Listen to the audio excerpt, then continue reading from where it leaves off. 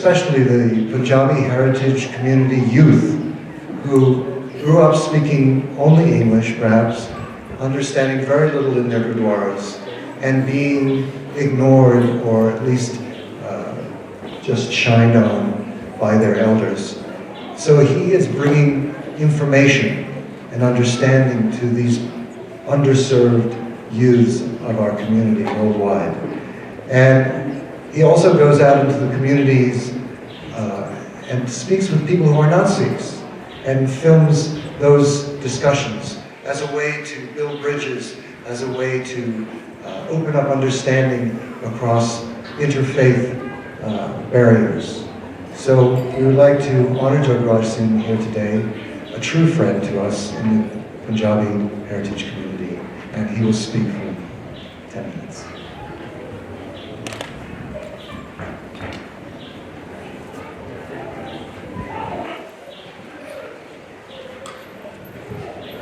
ਵਾਹਿਗੁਰੂ ਕਾ ਖਾਲਸਾ ਵਾਹਿਗੁਰੂ ਜੀ ਕੀ ਫਤਿਹ ਵਾਹਿਗੁਰੂ ਜੀ ਕਾ ਖਾਲਸਾ ਵਾਹਿਗੁਰੂ ਜੀ ਕੀ ਫਤਿਹ. So I've spoken to some of you yesterday. We were giving out drinks. I want to start by thanking Jagraj Singh. He's been very kind to invite me here to spend this time with you, and also for being quite accommodating when we set up the shibur yesterday. There's a lot of to and fro, organisation, buying different things like non-cane sugar, agave. So I normally get to sit and talk for about an hour. So this is going to be short to fit in 10 minutes, but that's why they're making me stand. What we've been doing over the last 4 years wasn't just targeting the Punjabi youth. We knew there was a language barrier, but we also know there was a massive lack of education. And some of the concepts that are quite important to understand were being obscured. You know, why are we in a Gurdwara? Are we just here to matha tek, bow down, take some prashad, go to Gurdwara, langar hole, have some langar and go home? But for 21 years, that was why I went to a Gurdwara. And I was blessed when I was 21 to find some Sangat. Some of you probably know some of those people. And they started to do Simran. They started to do Waheguru Simran. And early in the morning, I started to do Simran. I never knew this was part of Sikh Dharma. And just it changed my life. I felt the bliss. I started to keep my hair. I took Amrit. And I decided to go to India and learn Gurbani. And many years later, having gone back to university, finished my degree, got a job, I thought things would be on the up, the information would be out there, loads of people would understand Gurbani. And I was happily working, I had my own business, and I realized that the information was not there, still. And at the age of 33, I decided to become a YouTuber. Maharaj Kirpa, with God's grace, I didn't look like a 33-year-old, people thought I was a 23-year-old making YouTube videos. And they were all designed to educate people about what we call the channel. The channel is called Basics of Sikhi. So we kept it simple. But then we decided, you know what? Gurbani is the basics of Sikhi. We have to explain Gurbani. So we started to do explanations of Japji Sahib. That went on for about 40 weeks at the local Gurdwara, 1 hour a week. Then we started to do Jap Sahib, Sriye. And after 4 years, we got through the whole day's Nithanim, Panjbaniya, Rera Sahib and Kirtan Soila. So that's now online. And today's, normally, as I said, I would talk for an hour at the Gurdwara about Gurbani. Given I'm here, witnessing 2 beautiful weddings at the same time, really enjoyed myself, and my congratulations to the couples. I thought I'd just share a few thoughts on the Sikh marriage, Anand Kaaraj. And what is the idea of marriage in Sikhi? Many of you, even before the marriage started, read out that Panti from Gurbani, the quote that says that they are not married who are just 2 people that sit together, but they're truly married who have two bodies in one soul. But if we look into Gurbani and we look into it a bit more, we find that there's actually 3 marriages that are talked about. And all of us, as a human being, have access to these 3 marriages in some way, shape or form or the other. The first marriage is the one that everybody gets to have, okay? Whether you're married or not. The first marriage is that marriage with death. The date of that marriage is written from when we are born. And it's like we're standing at a bus stop and any day the bus is going to come for us and we're going to get on board and go. Death is described in Gurbani by Sheikh Faridji as the husband. And that soul, that husband is going to come one day and take us away from this world. The Hukamnama that came when Guruji came here today was about the same thing. That we accept this world as true, but in fact we're here to leave it. So that marriage, when we, for example, I can't quote here, but let's say someone was in England and they were going to get married to somebody in America. So now when they're going to get married to someone in America, they're going to have to start to think about, okay, what is America like? What do I have to prepare for that world that I have to leave? And they won't do things like maybe spend all their time buying a house in England because they know they're going to leave that house behind. Their focus is going to be about the next, where they're going to go. Where is that land of the husband? And where will I be living? So in that sense, Gurbani is teaching us that, alongside all the things you do in your normal life, you have to prepare for married life with death. And Guruji is here as a teacher to teach us how that we can please death. So when the angels of death are described in one, when they come for you, they don't come to you with a stick to beat you and drag you to Dharamraj, but they come with respect. And they say, oh, you are a Chardikala Gursikh. You're somebody who has earned the Naam, you've earned the connection with God upon earth. And we'll take you with honor to where you're going to go. Because death is coming for, but this way you leave with honor. Guru is here to teach us how to live and die, to get that honor of God's name. The second death that second marriage that Gurbani talks about is that marriage of man and woman. And the idea of 2 bodies coming together to have one soul. Now, obviously, when we read the Anand Kaaraj, the 4 Lama we read today, there's not much mention really about, that marriage with 2 people. It's more about us and Waheguru. But then we're told that we have to relate to each other. So a friend of mine had this analogy I want to share with you. Gurbani describes us like living in the world in water and us being the lotus. The lotus has very, very little surface friction, so the water falls on it and it pours right off. Jaise jal mein kamal alep. It's alep from the water, from the mud. It stays pure and beautiful whilst living in the mud.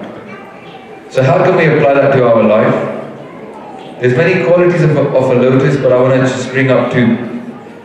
The first one is, no matter how tough the storms are, no matter how much rain falls, no matter what happens, the lotus, it keeps on rising to the top and it keeps on looking up towards its beloved, the sun. If we in this analogy imagine ourselves as a lotus that's looking up and staying free of all the rains and the storms that will happen in married life. I know, I've been married for a while, I've got a 7-year-old and a 5-year-old. There's big storms. And then there's nice sunshine. So in that time when we're looking up and remaining pure, the 2 lotuses that are there, facing up towards the sun, are Waheguru. The beautiful thing is when the 2 lotuses are there, they're both facing up to their beloved, it forms a triangle.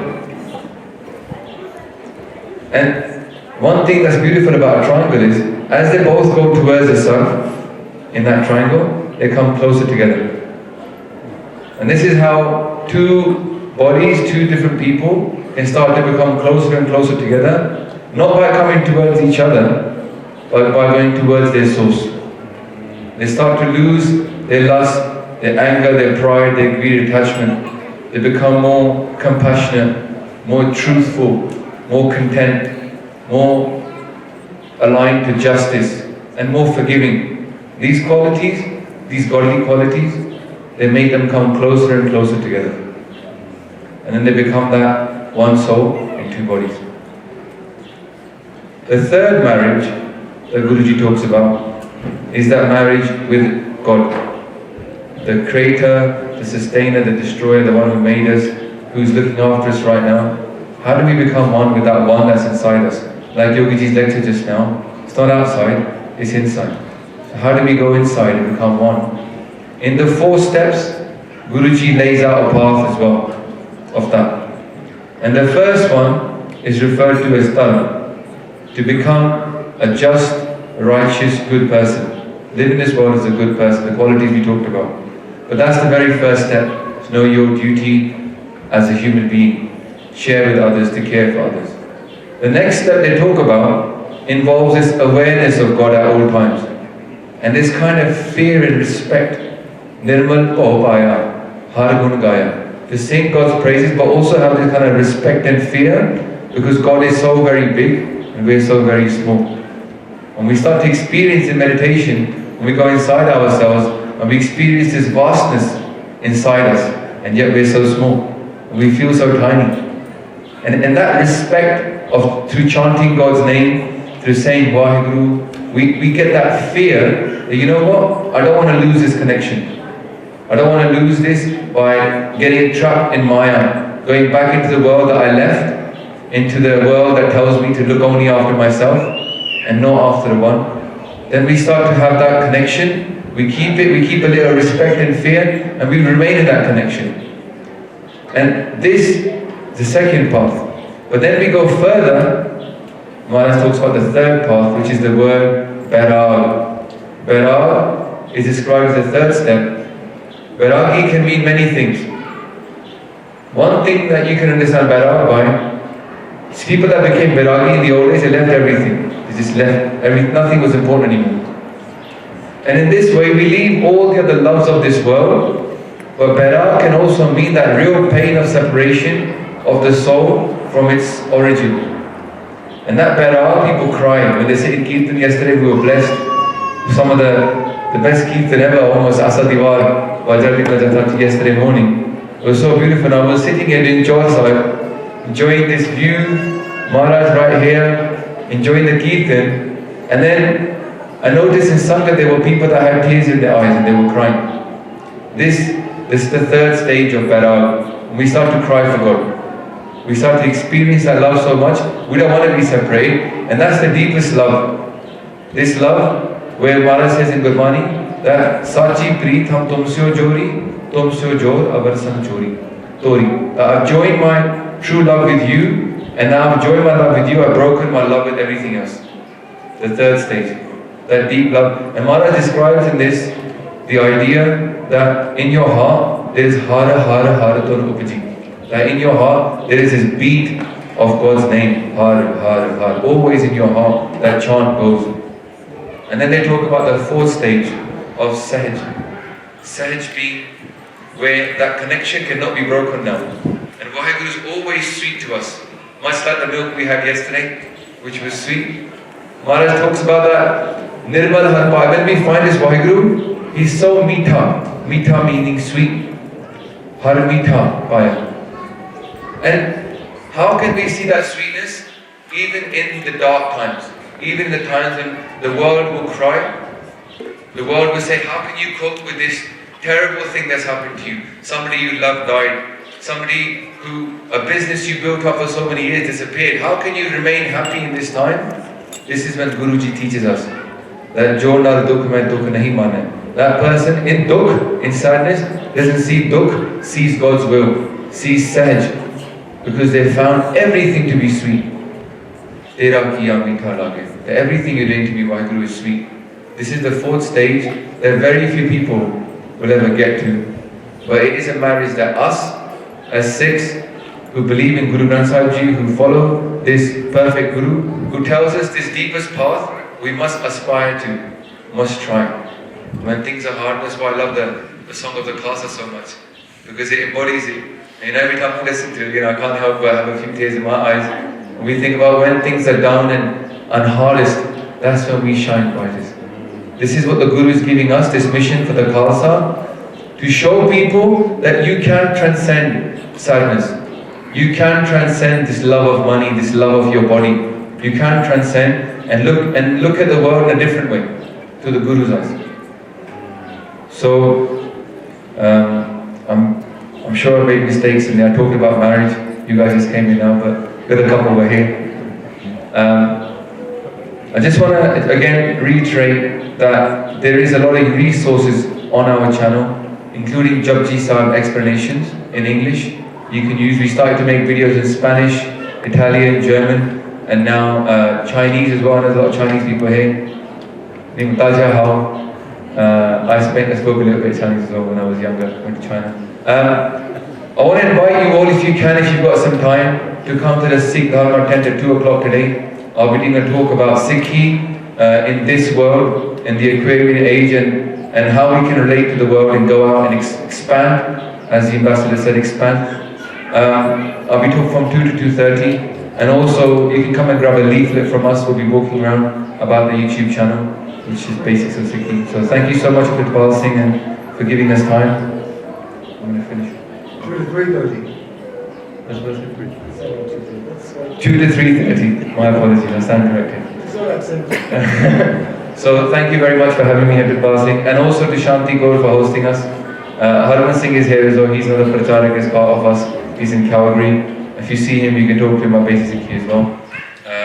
So forgive me my mistakes. Thank you for your time. Blessings upon the happy couples. Vaheguru Ji Ka Khalsa, Vaheguru Ji Ki Fateh.